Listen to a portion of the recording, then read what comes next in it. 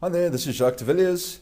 I'm at a place called Die Werf in Ferry Glen in Pretoria, just waiting for some colleagues to join me. I'd like to discuss the concept of hiring salespeople who are in debt or are desperate. Some companies use this practice because they think it works. I was with an insurance prospect the other day, and they mentioned that they were hiring older people to start selling because they thought that if they had more debt, if they had children, school fees, bonds, all of those things that go with being an adult, that they would be encouraged to sell a lot better. Well, I'm not quite sure if that concept works. I was in insurance close on 25 years ago, and that was exactly the same strategy they used. Of course, I never had a family at that stage, and I didn't have that much debt, but they did encourage me to buy a bigger car, so they assumed the more debt I had, the more encouraged I would be to go out there and sell. Well, quite honestly, I wasn't. I did quite well for a while, but when times got tough and the more desperate I got, it came out in my sales presentation, and I made less sales, and it was a vicious cycle, and eventually I left the business. I don't think they've taken into account Maslow's hierarchy of needs, which is where your security needs are first sorted out. Then you can work out on your status and your actualization and all those good things. But until the basics aren't right, you're not going to be in the kind of space to be able to sell confidently.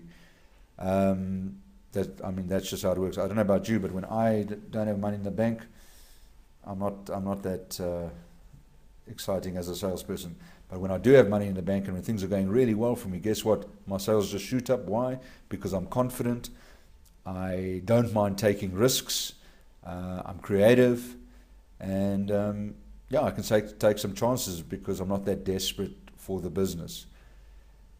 You may have read a book called Black Swan and another book called Anti-Fragile by a Greek philosopher, economist, and author, Taleb. And he speaks about the barbell principle. He said we first have to, on the left-hand side of the barbell, we have to build up a kind of safety net. We have to have our security needs all met. We've got money in the bank, all of that. And once we have that, then we can go to the other side of the barbell and take a couple of risks and be more creative. And it gives us space to do what we do best, and that is sell. So if you're not worrying about if there's money coming in the next month, then you're pretty much going to sell quite well, because it's no fun living hand to mouth. I think it makes you more desperate, and you look desperate when you're in the sale. And this allows you to, when you've got money, it allows you to, as I said, be creative and really sell better. I mean, let's take Leonardo da Vinci, for example.